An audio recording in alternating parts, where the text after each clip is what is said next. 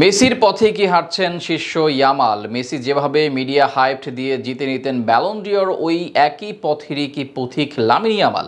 কেননা সর্বশেষ মৌসুমে ৬১টি গোলে অবদান, চ্যাম্পিয়ন্স লিগের সেরা খেলোয়াড়, সঙ্গে অধিনায়ক হিসেবে দলকে জিতিয়েছেন ২টি ট্রফি। এমন পারফরমেন্স করেই ব্যালন ডিওরের সবচেয়ে যোগ্য দাবিদার রাফিনিয়া। তারপরও তিনি থাকছেন না মিডিয়ার আলোচনায়, অথচ লামিন ইয়ামালকে ব্যালন ডিওর জেতানোর জন্য উঠে পড়ে লেগেছে ইউরোপের গণমাধ্যমগুলো। তাহলে যোগ্য হয়েও ব্যালন বঞ্চিত হবেন সাম্বা তারকা? মুদ্রার ওপারে ইয়ামালও কি হাঁটবেন মেসির পথে? সেসবটাই থাকছে রিপোর্টে। ঘটনা ২০১৮-১৯ মৌসুমের সেবার ব্যালন ডিওরের সবচেয়ে যোগ্য দাবিদার ছিলেন ডাচ তারকা ভ্যান ডাইক। কেননা এই ডিফেন্ডার ওই মৌসুমে দলকে জিতিয়েছিলেন চ্যাম্পিয়ন্স লিগ। কিন্তু চমক জাগানিয়া ভাবে মেসির হাতে উঠে সেবারের ষষ্ঠ ব্যালন ডিওর। মেসির ব্যালন ডিওর জয়ের সবচেয়ে বড় চমকটা ছিল ২০২২-২৩ মৌসুমে আর্লিং হ্যাল্যান্ড সেবার সিটিকে জিতিয়েছিলেন ট্রেবল, অথচ মেসির হাতে উঠে ব্যালন ডিওর। হাস্যকর বই কি। যদিও মেসির এই ব্যালন ডিওর জয়ের পিছনে যুক্তি দেখানো হয় মেসি জিতেছিলেন বিশ্বকাপ, কিন্তু তখন তো প্রশ্ন জাগে ২০১০ সালে অ্যান্ড্রেস ইনিয়েস্তাও তো জিতলেন বিশ্বকাপ, তাহলে কেন সেবার মেসি পেয়েছিলেন ব্যালন ডিওর?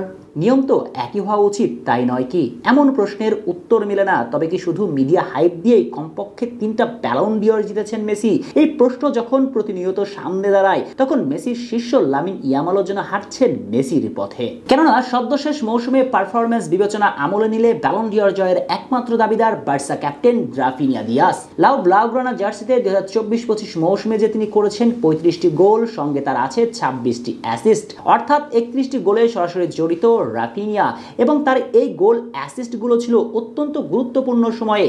দল যখন পিছিয়ে পড়েছে, পয়েন্ট হারানোর শঙ্কায় পড়েছে, ততবারই জ্বলে উঠেছে রাফিনার ওই জাদুকরি বাপা।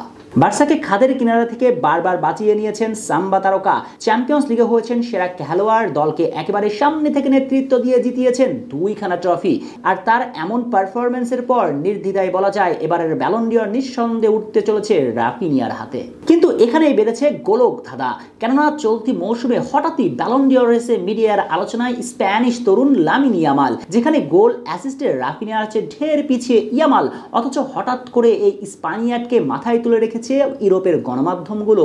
মিডিয়ার হটকেক এখন এই তরুণ, অথচ ইউরোপের গণমাধ্যমগুলো আলোচনার বাইরে রেখেছে বার্সা ক্যাপ্টেন রাফিনিয়াকে।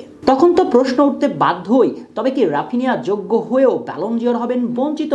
কারণ ইউরোপের গণমাধ্যমগুলো তো উঠে পড়ে লেগেছে লামিনকে ব্যালন জিতাতে। আর শেষ পর্যন্ত যদি এমনটাই হয়, তবে তো প্রশ্ন থাকবেই, এই ব্যালন ডিওর কি স্বচ্ছতা রাখে? তবে কি রোনালদোর কথাই সঠিক? কেননা রাফিনিয়া ছাড়া এবারের ব্যালন ডিওরে আর কোনো জোরালো দাবিদারি নেই। আর যদি সাম্বা তারকা না জিতেন, তবে নিশ্চয়ই এই প্রেস্টিজিয়াস অ্যাওয়ার্ডের স্বচ্ছতা নিয়ে প্রশ্ন থেকেই যাবে। বলে রাখা ভালো, আগামী ব্যালন ডিওর বরাবরের মতোই আয়োজিত করা হবে প্যারিসের দু শাতলেতে। শেষ পর্যন্ত দেখা যাক কে হাসে শাতলেতে। শেষ হাসি রাফিনিয়া নাকি লামিন ইয়ামাল? নায়ের জয় হবে নাকি মেসির মতো করে মিডিয়া হাইপকে ব্যালন হাতে তুলবেন লামিন ইয়ামাল?